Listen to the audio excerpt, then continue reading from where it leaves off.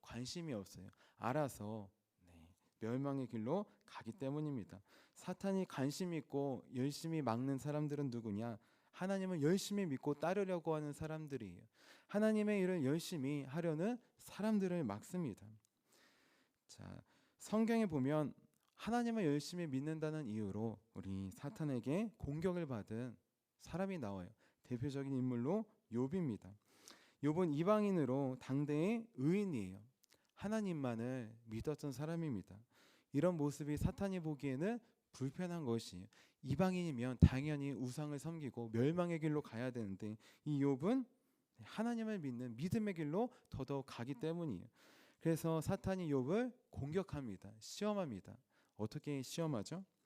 먼저 스바 사람들을 통해 욥의 소유를 다 빼앗고 종들을 죽입니다. 그리고 하늘에서 불을 내려서 남은 양과 종들과 밭을 다 태워버려요. 그리고 이어서 갈대아 사람들을 통하여서 욥의 낙타들, 동물들을 빼앗아가고 남은 종들도 모두 죽입니다. 성경을 보면 이 모든 일이 다 이어서 나와 일어납니다. 한 가지 일만 일어나도 큰 아픔과 두려움과 괴로움이 큰데 이 세 가지 일이 동시에 일어났던 것이에요. 그런데 아직 사탄의 시험은 끝난 것이 아닙니다. 마지막으로 받은 시험은 무엇일까요? 바로 자녀들이 한 번에 모두 다 죽은 일이에요. 사탄이 바람을 불어서 집을 무너뜨립니다. 마다들의 집에 있던 10명의 자녀, 아들 7과 딸 3이 동시에 죽었어요. 생각해 보십시오. 밭은 소유는 낙타는 종들도 그 당시에는 소유이기 때문에 아쉽지만 안타깝지만 죽은 거는 어쩔 수가 없어요. 재물은 있다가도 없고 없다가도 있는 것입니다. 하지만 자녀는 그렇지 않습니다. 자녀는 10명 중에 한 명만 잃어도 부모는 평생 그 자녀를 그리워하고 아파하고 마음에 품는 것이 아버지의 부모의 마음이에요. 그런데 10명의 자녀가 한날 한시에 다 죽게 되었습니다. 자, 하나님을 열심히 믿었는데 왜 이런 고난을 받을까요? 하나님을 열심히 믿으면 믿을수록 사탄이 하나님으로부터 우리를 떨어뜨리기 위해서 유혹하기 때문입니다. 공격하기 때문입니다. 자, 오늘 말씀에 나온 느헤미야도 하나님의 일에 열심히 할 때 사탄의 더욱더 큰 공격을 받습니다. 그 공격은 한 번만 일어나는 것이 아니라 공격이 마치 연속으로 공격하는 것처럼 그렇게 느헤미야와 남유다 백성들을 공격합니다. 우리 오늘 말씀 4장 7절 말씀 같이 한번 읽어볼게요. 7절입니다. 시작. 산발락과 도비아와 아라비아 사람들과 암몬 사람들과 아스돗 사람들이 예루살렘 성이 중수되어 그 허물어진 틈이 메꾸어져 간다함을 듣고 심히 분노하여. 아멘. 허물어진 틈이 메꾸어진다. 그냥 틈이 메꾸어진다라는 뜻만 있는 것이 아니라 아픔과 상처가 회복된다라는 뜻이 있어요. 예루살렘 성벽을 짓는 것, 겉으로 보기에 무너진 성벽을 짓는 것뿐만 아니라 영적으로 육적으로 무너졌던 그동안 받았던 모든 아픔과 상처들이 치유되는 과정입니다. 사탄은 대적들은 그 모습을 보면서 분노합니다. 심히 분노합니다. 왜 분노할까요? 느헤미야가 오기 전까지는 저건 우리의 밥이었는데 멸망의 길로 가야 됐는데 고통과 고난을 받아야 되는데 이제 그렇게 하지 못하기 때문입니다. 자, 하나님의 일을 할 때 사탄은 분노합니다. 그리고 어떻게 하느냐? 더 방해하기 위하여서 열심을 내는 것이에요. 산발락과 도비아가 먼저 방해하려고 합니다. 하지만 되지 않자 어떻게 합니까? 주변에 있는 대적들을 모두 끌어당깁니다. 자, 특별히 우리 산발락은 우리 예루살렘 북쪽에 있는 사마리아의 총독이에요. 북쪽에 있는 적입니다. 도비아는 암몬 사람으로 우리 예루살렘의 동쪽에 있는 적이에요. 자, 아라비아 사람은 어디일까요? 아라비아는 예루살렘의 남쪽에 있는 적입니다. 아스돗은 어디일까요? 아스돗은 블레셋 5도시 중에 하나죠. 예루살렘 서쪽에 있는 대적이에요. 지금 사탄은 어떻게 하느냐? 동서남북 모든 대적들을 끌고 모아서 남유다를 예루살렘을 공격하는 것이 너의 일에도 하나님의 일을 할 수 있겠느냐? 그렇게 공격하고 있는 것입니다. 자, 그러면 이들이 남유다와 느헤미야를 공격하는 주된 목적은 무엇일까요?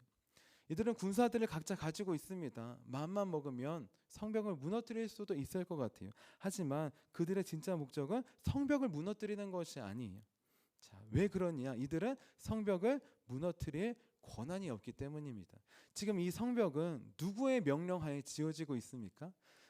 느헤미야가 탄원하고 간구해서 우리 페르시아 왕 아다사스다의 명령하에 이 성벽이 지어지고 있는 것이, 그렇기 때문에 직접적으로 공격하는 것은 왕을 대적하는 것입니다. 우리가 죽는 일이에요. 그렇기 때문에 어떻게 하느냐? 이들은 직접적으로 공격하지 않습니다. 간접적으로 공격해요. 그들을 두렵게 합니다. 그들 스스로 하나님의 일을, 성벽 재건의 일을 멈추게 하는 것이에요. 사탄은 하나님의 백성을 직접적으로 공격할 수 없습니다. 예수 그리스도를 믿는 순간부터 우리의 소유는 예수님의 소유가 되었기 때문이에요.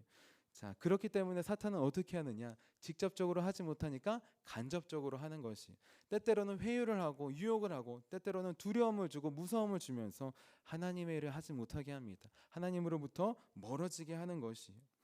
자, 사탄이 지금 간접적인 방법으로 성벽 재건을 막으려고 하고 있어요. 그 방법은 무엇이냐? 바로 두려움을 주어서 시선을 빼앗는 것이, 여기 때리고 여기 때리고 여기 때리고 사방에 문제가 생기게 해서 하나님의 일이 아니라 문제를 바라보게 하는 것이, 하나님의 일에 열심을 내는 게 아니라 지금 당장 있는 문제를 바라보고 처리하게 하는 것입니다. 우리 느헤미야 4장 8절 말씀 같이 한번 읽어볼게요. 8절입니다. 시작. 다 함께 꾀하기를 예루살렘으로 가서 치고 그곳을 요란하게 하자 하기로. 아멘. 그것을 치는 목적 무엇입니까? 요란하게 하는 것이, 성벽 무너뜨리는 것이 아닙니다. 자, 요란하게 하다, 방황하게 하다, 혼란하게 하다라는 뜻이, 지금 산발락과 대적들은 사마리아로 집결, 총 공격합시다 라는 게 아니에요. 암몬은 동쪽에서, 아라비아는 남쪽에서, 아스돗은 서쪽에서, 우리 사마리아는, 우리 산발락 군대는 북쪽에서 게릴라처럼 그렇게 불시에 공격을 하자는 것이, 여기 공격하면 우르르 갔다가 또 여기 공격하는 우르르 갔다가 여기 공격하는 여기 공격하는 왔다 갔다 하면서 방해하여서, 그 핵심은 무엇이냐? 이들의 마음을 빼앗고 시선을 빼앗고 영적 성벽을 재건하는, 이 재건하는 일이 멀어지게 하는 것입니다. 이것이 바로 산발락과 우리 대적들이 남유다 백성들에게 쳐들어가려고 하는 우리 궁극적인 목적인 것이. 자, 사탄은 이렇게 유혹을 하기도 하고 두려움을 주기도 하고 여러 가지 계략을 통해서 하나님의 일을 하지 못하게 합니다. 자, 이렇게 사탄이 우리를 유혹하고 공격할 때 우리는 어떻게 해야 될까요? 느헤미야는 과연 어떻게 했을까요? 느헤미야는 산발락이 대적하고 공격하고 회유할 때 직접적으로 상대를 하지 않았습니다. 느헤미야는 어떻게 했느냐? 오직 하나님께만 그럴 때 더욱더 다가가고 기도하고 붙잡은 것입니다. 사탄이 우리를 유혹하고 대적하고 괴롭히고 두려움을 줄 때 우리는 사탄과 싸워서는 안 됩니다. 그 사람을 통해서 사탄이 역사할 때 사람과 싸우는 것도 아닙니다. 우리의 싸움은 혈과 육이 아니라 영적 싸움이에요. 영적 싸움은 하나님의 도움을 받아야 됩니다. 우리의 힘과 능력으로는 절대 사탄의 계력을 이길 수 없기 때문이에요. 자, 이 사실을 알았던 느헤미야는 가장 먼저 무엇을 하느냐? 가장 먼저 하나님께 나아가 무릎을 꿇고 기도합니다. 우리 4장 9절 말씀 같이 한번 읽어볼게요. 시작. 우리가 우리 하나님께 기도하며 그들로 말미암아 파수꾼을 두어 주야로 방비하는데. 아멘. 느헤미야가 위대한 지도자이기도 하지만 정말 위대한 영적인 사람인 걸 어떻게 알 수 있느냐? 대적들이 이렇게 공격한다고 했을 때 일반적인 지도자들은 파수꾼을 먼저 세울 것이, 방비를 먼저 할 것이, 하지만 느헤미야는 이것이 영적 싸움인 것을 알았어요. 그래서 무엇을 먼저 하느냐? 영적 대비를 먼저 합니다. 기도를 먼저 하는 것이에요. 자, 여기서 기도하다, 중재하다, 개입하다라는 뜻이 있어요. 그냥 기도하는 게 아니라 하나님 개입해 주세요. 이 문제 안에 들어와 주세요. 우리를 도와주세요. 멀리서 계신 분이 아니라 우리 안에서 역사하시고 살아계신 그분을 우리가 바라볼 수 있도록 주님 도와주세요. 그렇게 느헤미야는 간구합니다. 개입의 기도를 구합니다. 그리고 느헤미야는 어떻게 하느냐? 우리 9절 말씀에 보면 혼자 기도하지 않아요. 9절 말씀에 보면 우리가 라고 합니다. 그는 혼자 나아가 기도하지 않습니다. 자기 주변에 있는 믿음의 사람들을 데리고 기도하는 것이. 우리 느헤미야 주변에 많은 믿음의 사람들이 있었습니다. 많은 지도자들이 있었어요. 그 지도자들 중에 믿음이 부족한 사람도 있었을 것입니다. 뛰어난 사람도 있었을 것입니다. 느헤미야는 다 데리고 함께 기도하러 갑니다.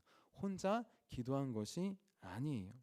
자, 그렇기 때문에 함께 기도한 그 믿음의 동료들, 그 동료들이 끝까지 함께 이 예루살렘 성벽 재건의 일에 힘쓰게 되는 것이. 자, 느헤미야는 혼자 기도하지 않았습니다. 믿음의 사람들과 함께 기도했어요.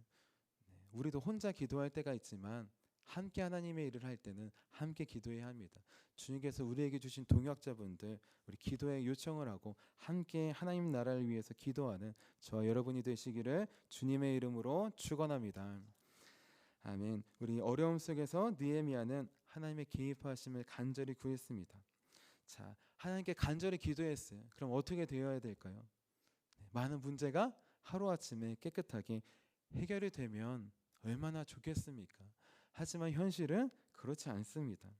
현실은 더욱더 큰 두려움이 다가오고 있는 것이, 눈앞에 파도가 다가와서 하나님 문제를 해결해 주세요 했는데 더 큰 쓰나미가 다가오고 있는 것입니다. 자, 대적들은 더욱더 거세게 공격합니다. 한 번의 기도로 대적들이 물러가는 것이 아니에요. 자, 우리는 기억해야 합니다. 대적들은 한 번에 물러가지 않습니다. 더욱더 끊임없이 끝까지 우리가 하나님으로부터 멀어지게 하기 위해서 끝까지 포기하지 않습니다. 이제 산발락과 같은 대적들은 어떻게 공격하느냐? 이제 그토록 갈망했던 우리 남유다의 내부 분열을 향해서 공격합니다. 우리 4장 10절 말씀 같이 한번 읽어볼게요. 4장 10절입니다. 시작. 유다 사람들은 이르기를 흙 무더기가 아직도 많거늘 짐을 나누는 자의 힘이 다 빠졌으니 우리가 성을 건축하지 못하리라 하고. 아멘. 지금 우리가 성을 건축하지 못하겠습니다. 누가 고백하고 있습니까? 예루살렘 성 안에 있는 유다 백성들이 고백하고 있는 것이 힘이 다 빠지다, 비틀거리다, 넘어지다라는 뜻이에요. 우리 산발락과 도비아가 저들은 막대기와 같다, 삐쩍 그렇게 못 먹었다라고 했을 때 정말 그들은 잘 먹지 못하고 자지 못하고 피곤한 상태입니다. 마치 북한 사람들을 생각하면 먹지 못해서 말랐던 것처럼 우리 남유다 백성들도 많은 괴롭힘과 수탈을 인해 많이 먹지 못했어요. 그런 상황 가운데에서도 하나님의 도우심으로 성벽을 절반쯤 재건한 것입니다. 그런데 그 사람들이 이제 우리는 더 이상 못하겠습니다 라고 고백을 해요. 자, 이 사람들 왜 이렇게 고백을 했던 것일까요? 자, 이 사람들이 이렇게 고백했던 이유, 우리 느헤미야가 함께 믿음으로 기도하자고 했을 때 그 기도에 포함되지 않았던 사람들이에요.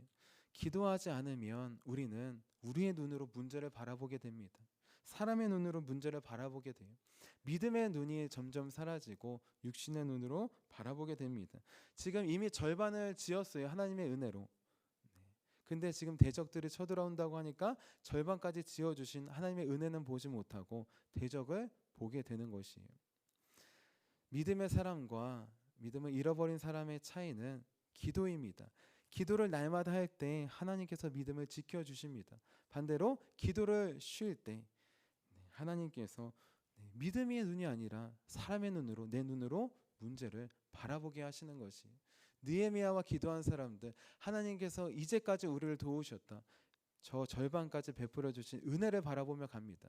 하지만 기도를 멈춘 사람들은 그 은혜를 바라보지 못하고 더 이상 하지 못하겠습니다.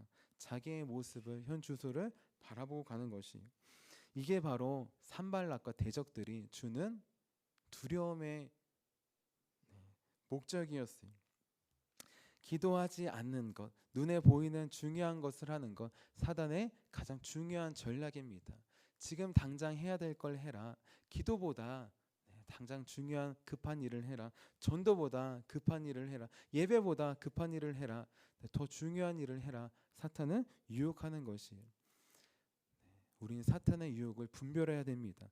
기도보다 중요한 것은 없습니다. 예배보다 중요한 것은 없습니다. 전도보다 더 급한 것은 없습니다. 내가 급하고 중요하다고 생각하는 것 하고 하려면 할 수 있을까요? 할 수 없습니다. 우리에게 맡겨주신 일들이 참 중요한 일이에요. 느헤미야는 그것을 알았습니다. 가장 급하고 중요한 일, 대적들을 막고 하는 것이 아니라 하나님께서 맡겨주신 성벽을 재건하는 일이 가장 중요한 일이에요. 적들이 쳐들어온다고 하고 쳐들어온다 할지라도 성벽 재건하는 일은 멈추지 않아야 되는 것이에요. 우리는 기도와 말씀으로 영적 성벽을 재건합니다. 아무리 바쁘고 급하고 힘든 일이 있어도 기도의 자리를 지키는 저와 여러분이 되시기를 주님의 이름으로 축원합니다. 자, 기도하지 않았던 백성들은 두려움에 사로잡혀요. 그리고 우리가 더하지 못할 것이라고 고백합니다. 우리 산발락과 대적들은 여기서 더 나아가서 우리의 작전이 성공했구나 하고 더욱더 공격하려고 합니다. 우리가 이제 기습해서 공격할 거니까 알아서 잘 대비하라. 정보를 흘리는 것이. 자, 이 소식을 듣고 또 많은 사람들이 두려워합니다. 자, 그런데 그들의 말은 거짓이에요. 그들은 직접적으로 공격을 하지 않습니다. 그들은 간접적으로만 공격해요. 그들은 예루살렘 성벽을 공격하지 않습니다. 그들은 어떻게 하느냐? 주변에 있는 남유다 백성들을 공격해요. 이제는 그 백성들을 통하여서 하나님의 역사를 멈추게 하려고 합니다. 우리 4장 12절 말씀 같이 한번 읽어볼게요. 12절입니다. 시작.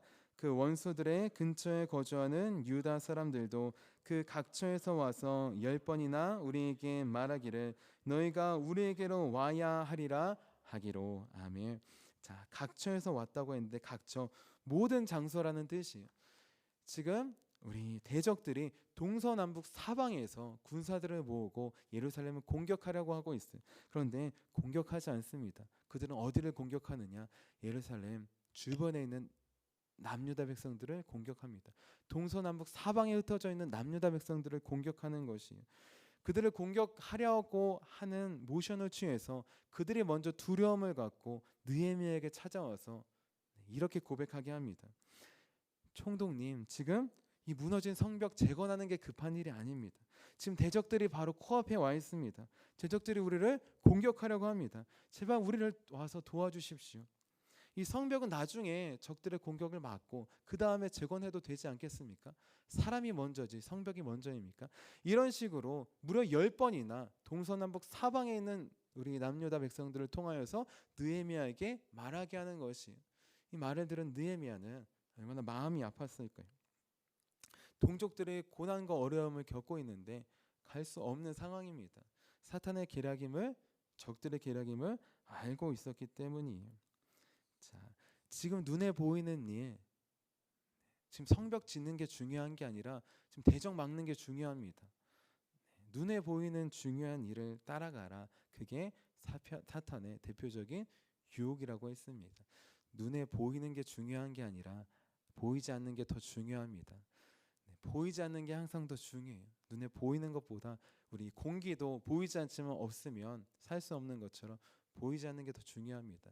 눈에 보이는 대적보다 보이지 않는 하나님이 더 중요하시고 하나님께서 맡기신 일이 더 중요합니다. 눈에 보이는 우리 가정과 직장의 일이 더 중요한 게 아니라 그 안에서 하나님의 자녀로서 백성으로서 살아계신 하나님을 전하는 것, 보이지 않는 그 일이 더 중요한 것이에요. 사단은 눈에 보이는 일을 먼저 하라고 합니다. 눈에 보이는 일만 하라고 합니다. 하지만 하나님은 보이지 않는 것을 위해 나아가라고 하십니다. 우리는 어떤 길로 나아가고 있습니까? 기도의 사람 느헤미야는 사탄의 계략임을 분별하였어요. 그래서 중요한 일을 먼저 합니다. 하나님께서 맡기신 성벽 재건의 일을 끝까지 지키는 것이, 우리도 하나님께서 맡기신 기도와 예배와 사역과 전도의 자리, 이것이 가장 중요한 줄로 믿습니다. 자, 우리 느헤미야가 우리 사탄의 계략을 분별하고 적들의 계략을 분별하고 넘어가지 않습니다. 이 느헤미야 기도의 사람으로서 이러한 분별을 늘 지켰어요. 문제가 생길 때만 기도한 것이 아니라 느헤미야는 평소에도 규칙적으로 기도하는 사람이었어요. 그 기도가 쌓여 있었기 때문에 사탄의 계략을 분별할 수 있었습니다. 그래서 많은 사람들이 적들을 따라가고 문제를 따라갈 때 그는 하나님을 더 바라봅니다. 하나님께 더 무릎을 꿇습니다. 자, 우리가 매일 드리는 새벽기도, 규칙적인 기도의 중요성이 여기에 있습니다. 기도를 포기하면 그 하루는 사탄이 원하는 길로 휩쓸려 나아가는 것이 우리가 매일 하는 기도, 이 새벽 기도가 얼마나 중요한지 우리 외할아버지의 장례를 치르면서 깨달은 적이 있습니다. 몇 년 전 외할아버님께서 돌아가셔서 우리 장례식장에 갔어요. 장례식장에 가면 어떻습니까? 가족이 가면 낮에는 손님들, 밤에는 손님들을 대접하고 저녁에 되면 손님들이 다 가면 오랜만에 친척분들을 만나니까 밤새도록 친척분들과 이야기를 했어요. 제가 또 목사니까 신앙적인 것에 대해서 궁금하고 관심 있는 것들 물어보셔서 얘기하고 또 하나님을 전하기도 했습니다. 그런데 밤을 새고 또 하루를 지나고 또 거의 밤을 새고 지나고 기도의 자리를 지키지 못하고 장례식장에 붙어 있으니까 어떻게 되었느냐? 장례식의 3일이 정말 화살같이 지나가더라고요.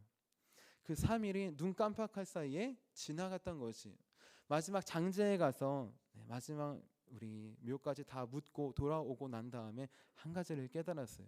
아무리 바쁜 와중이라도 기도는 쉬지 않아야 되는구나. 기도를 쉬면 그날은 날아가는구나. 아무리 바쁘고 열심히 일을 했지만 그 하루하루는 쏜살같이 날아가 버렸다는 것입니다. 자, 우리 느헤미야 일상에서도 기도하는 사람이었기에 하나님께서 우리 문제가 찾아올 때 문제보다 크신 주님을 바라보았습니다. 그리고 더 중요한 것, 우리 대적들이 주는 두려움보다 더 두려우신 하나님을 바라봅니다.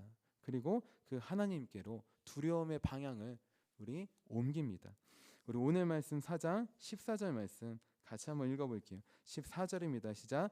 내가 돌아본 후에 일어나서 귀족들과 민장들과 남은 백성에게 말하기를 너희는 그들을 그리워하지 말고 지극히 크시고 두려우신 주를 기억하고 너희 형제와 자녀와 아내와 집을 위하여 싸우라 하였느니라. 아멘. 자, 두려움이 퍼지자 우리 느헤미야와 남유다 백성들 지도자들은 우리 백성들을 모두 다 모으고 칼과 창과 우리 활을 준비하게 합니다. 그리고 이렇게 선포합니다. 너희는 그들을 두려워하지 말라. 눈에 보이는 적들을 두려워하지 말라라고 하는 것이 그럼 무엇을 두려워하고 무엇을 바라봐야 되는 걸까요? 너희는 그 대적들보다 더 크신 두려우신 주님을 바라보고 기억하라고 하십니다. 주님을 바라보는 것, 기억하는 것, 그 주님은 어떤 주님입니까? 문제보다 크고 저 대적들보다 더 두려우신 분이에요. 하나님께서 가장 두려우신 분이심을 우리는 기억해야 합니다. 우리 두려워하다, 무서워하다, 존경하다, 경외하다라는 뜻이에요. 대적들을 무서워하고 두려워하고 존경하고 우러러보고 경외하는 것이 아니라 우리가 경외하고 두려워하고 우러러보아야 될 분, 오직 하나님 한 분뿐이시라는 것입니다. 느헤미야는 하나님께서 가장 두려우신 분이심을 아주 잘 알고 있었어요. 자, 하나님의 말씀에 불순종하는 것, 그것이 가장 두려운 일입니다. 어떠한 이유가 됐던 사단의 계략에 넘어가서 성벽 재건을 하라는 말씀을 주셨는데 그것을 중단한다, 불순종의 길로 나아간다. 그것이 가장 두려운 길이에요. 우리 이스라엘 백성들은 광야에서 40년 동안 방황했습니다. 왜 그랬을까요? 하나님께서 주신 말씀에 불순종했기 때문이에요. 하나님께서 주신 말씀에 가나안 땅에 들어가라, 믿음으로 들어가야 되는데 믿지 못하고 불순종의 역사로 살아갔습니다. 그 결과 40년 동안 광야에서 방황했던 것이 느헤미야는 이 사실을 아주 잘 알고 있었어요. 다른 것보다 하나님의 말씀에 불순종하는 것이 가장 두려운 일임을 알고 있었습니다. 하나님께서 주신 말씀은 성벽을 건축하라는 것이, 무너진 성벽을 재건하라는 것이, 어떠한 상황과 환경이 있다 할지라도 그 일을 먼저 하라는 것입니다. 그런데 그 일을 멈추게 되면 어떻게 됩니까? 이스라엘 백성들이 광야에서 방황했던 것처럼 똑같은 결과가 나오게 되는 것입니다. 하나님께서 말씀하실 때 즉시 순종하는 것이 하나님께서 원하시는 길입니다. 하나님을 두려워하고 그 하나님의 말씀대로 살아가는 길이에요. 하나님께서 말씀하실 때 순종하는 것 어떤 것일까요? 마치 우리 주일 예배 때 우리 목사님께서 설교하실 때 PPT를 넘기는 것과 같습니다. 목사님께서 말씀하셨는데 PPT가 안 넘어가면 어떻게 될까요? 진행이 되지 않는 것이죠. 성령님께서 하나님께서 말씀하셨을 때 그때 즉시 순종하는 것이 그때 하나님의 역사가 우리를 통해 이루어 가신 것입니다. 반대로 목사님이 말씀을 전하지 않았는데 PPT가 먼저 막 넘어갑니다. 자, 그러면 어떻게 될까요? 되지 않겠죠. 하나님께서 말씀하시지 않았는데 내가 먼저 앞장서 갑니다. 그것도 하나님의 일을 막는 길이에요. 아브라함을 보십시오. 아브라함 하나님께서 자녀를 주신다고 약속하셨는데 믿지 못하고 우리 아내와 함께 여종 하갈을 통하여서 아들 이스마엘을 얻습니다. 하나님의 뜻보다 자기가 먼저 나아간 것이 그 결과 우리 이스마엘을 통하여서 많은 어려움이 있고 중요한 건 이스마엘을 낳기까지 그 사이에 시간 동안 하나님의 말씀이 임하지 않습니다. 하나님과의 관계가 단절되었던 것이 느헤미야는 가장 두려우신 분이 하나님이심을 잘 알았습니다. 하나님께서 말씀을 주셨을 때 그 말씀에 순종해서 나아가는 것 그것이 가장 중요한 일임을 알았어요. 대적들이 아무리 공격한다 할지라도 그게 무섭고 두려운 것이 아니라 하나님의 말씀에 불순종하는 것이 가장 두렵고 무서운 것임을 깨달았습니다. 느헤미야는 그렇기 때문에 하나님만을 두려워하며 나아갑니다. 하나님만을 의지하며 나아갑니다. 우리가 가장 두려워해야 될 분 문제도 아니고 사탄도 아니고 오직 하나님 한 분뿐인 줄로 믿습니다. 우리 마태복음 10장 28절 말씀이에요. 몸은 죽여도 영혼은 능히 죽이지 못하는 자들을 두려워하지 말고 오직 몸과 영혼을 능히 지옥에 멸하실 수 있는 이를 두려워하라. 아멘. 우리가 두려워할 존재는 사탄이 아닙니다. 우리가 두려워해야 될 존재는 하나님이십니다. 그분만이 우리의 영혼까지 천국과 지옥에 보내실 수 있는 분이시기 때문이에요. 자, 우리가 가장 두려워야 되고 무서워야 될 분 하나님 한 분뿐이십니다. 저는 우리 화도시온교회에 와서 우리 두려우신 하나님에 대해서 경험한 사건이 있었습니다. 예전에 할머님이 살아계실 때에도 제가 방황할 때 우리 사무엘은 하나님은 두려우신 분이시야. 하나님 좋으시고 사랑이 많은 분이시지만 두렵고 경외해야 될 분이야 라고 말씀해 주신 적이 있어요. 그때에는 그게 무슨 뜻인지 잘 몰랐습니다. 하나님은 사랑의 하나님이시지 용서의 하나님이시지 이렇게만 생각했어요. 자, 그런데 우리 화도시온교회 와서 4년차 되었을 때 새벽 기도도 매일 드리고 여러 가지 사역도 하고 하면서 우리 잠도 많이 못 자고 여러 가지 사역으로 힘들고 피곤했던 적이 좀 있었어요. 4년째 사역을 하면서 내 몸과 마음이 왜 이렇게 어렵고 좀 힘들고 피곤할까를 돌아보았는데 하나님께서 한 가지 깨닫게 해주신 것이 있었어요. 무엇이냐? 우리 교회에 오기 전에 우리 수원 영통지방에서 4년 동안 우리 단독 목회를 했습니다. 우리 상가 4층인데 우리 성도님이 안 계셨어요. 우리 수요일에는 아이들과 함께 예배드리고 주일에는 저희 가족과 예배드렸습니다.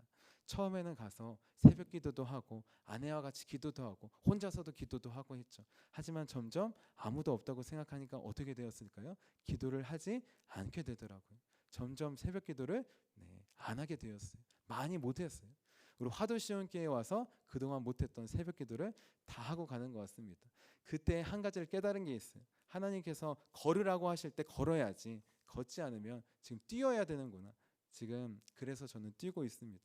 그래서 앞으로도 그 두려우신 하나님을 경험했기 때문에 언제 어디를 가서든지 맡겨주신 일에 걸으려고 합니다. 멈추지 않고 걸으려고 합니다.